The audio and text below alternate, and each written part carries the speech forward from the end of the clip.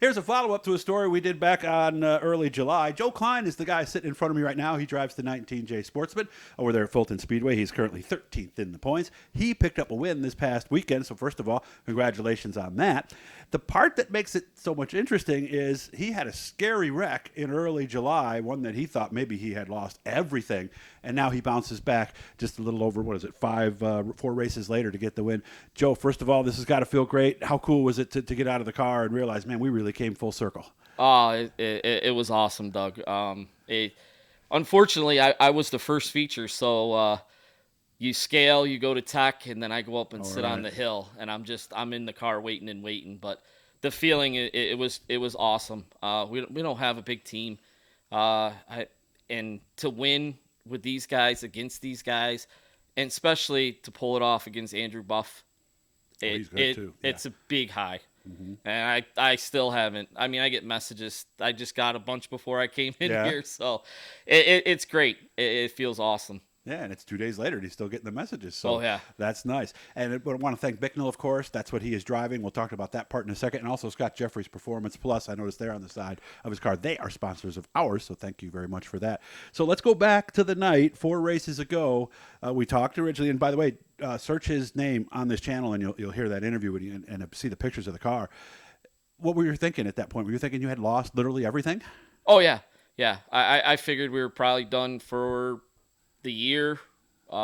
Maybe we'd get in for Outlaw. But when you flip, I mean, and I knew I flipped several times. It was violent. Yeah. You don't get out of the car thinking, okay, a couple weeks we'll be back. Yeah. It was, what are we going to do? So, but, in hindsight, when we got back to the pits, got it back there to get it in the hauler, we started taking panels off, and it was bad, but it wasn't as bad. It wasn't catastrophic. Mm-hmm. Let's put it that way. Basically, we lost the frame and the body, and a shock. That's it. Rear end, transmission, front axle, steering box. We lost one tire too. Okay. Other than that, I think rim and tire or tire? Just the tire, because Really? the body came down on the tire and cut the tire. Didn't bend any rims. It truly, like we discussed before, if you flip, I must have flipped the correct way. Yeah, I don't know how way. you do that, the perfect way. So, mm-hmm. And then you even got a newer car and an upgrade. How did that happen? We did. The guy that's working with us, Dan Coots, he works on Buzz Chew's car, Matt Williamson's car. Mm-hmm. So when we got it back and we got it stripped down, we actually stripped it down Sunday, and we got looking at it. We were talking about clipping the rear end because it just ripped bars off the rear end. And then we found a gouge in the front 2x4, and so we were like, Yeah, it's done. So he made a phone call, Randy Williams, and on a Sunday, mm-hmm. and God bless his soul, Randy Williams called us back within 20 minutes on Sunday and said, I've got one. I just got it turned in. So he said it's a 2022 former Billy DIRTcar car. 8 races on it. I can imagine your reaction. Oh, really? A 2022 former Billy DIRTcar car? Yeah, that'll be okay, right? Yeah, exactly. So we secured it then, and we went and picked it up. I believe we picked it up on Tuesday. Did you go to Niagara Falls to get it at the store there? We went over to Niagara Falls because it takes them a little bit with the logistics, right. Because the rear pockets for the bumper were tweaked a little bit, so he didn't want to give it to me that way. So they actually fixed all that. They replaced all that and took care of it, and then they shipped it across.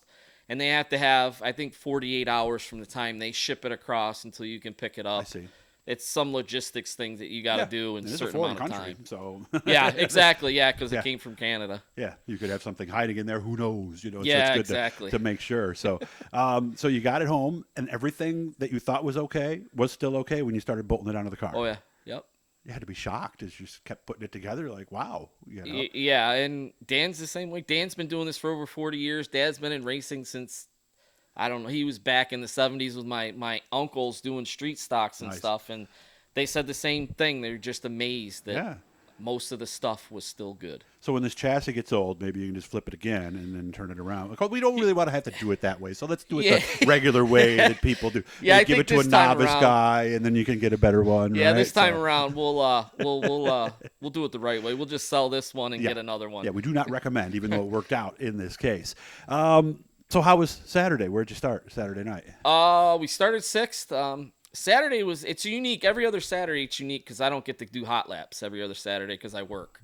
Oh, okay. So I don't get to the track till 6:30 because This was one of those yeah, nights. so this was one of those nights. So we came in the heat race, and I was not happy with the car.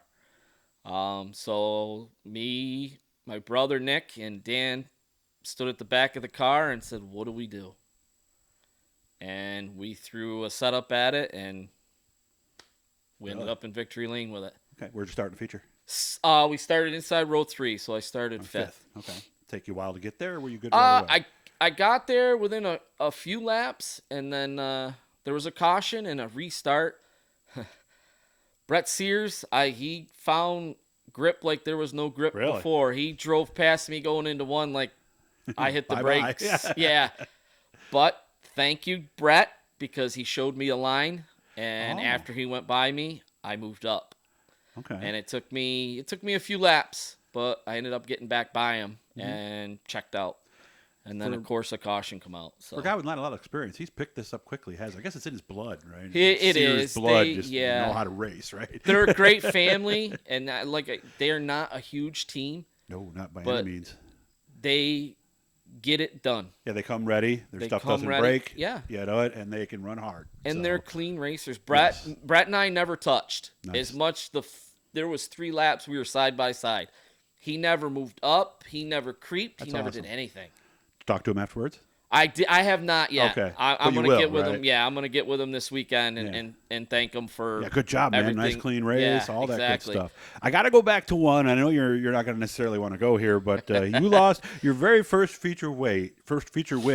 You had a problem with the scales. You weren't just 1 or 2 or 5 or 10 pounds underweight. You were a little more than that. Yeah. We were 70 pounds light.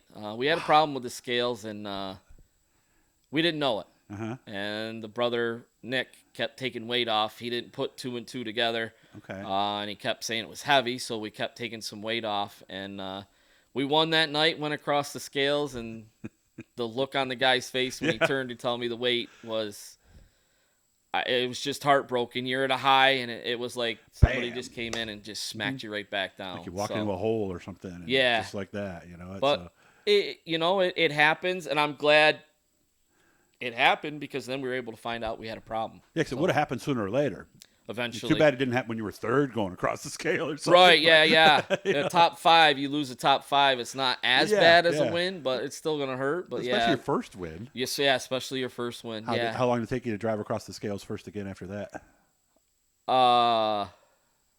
In first place? Yeah. It was Saturday night. Really? Yes. Oh, so that's it. Okay. That's it. Was there that little memory that came into your head like this damn thing better make weight, right? Yeah. Huh? When I came out of 2 and when I finally they came over and said I won because that was Buff was right there. So was that close? Okay. Yeah, we only won by .019. That was the margin of error. A half a bumper, they said. Wow, about an inch or 2 at the most. Wow.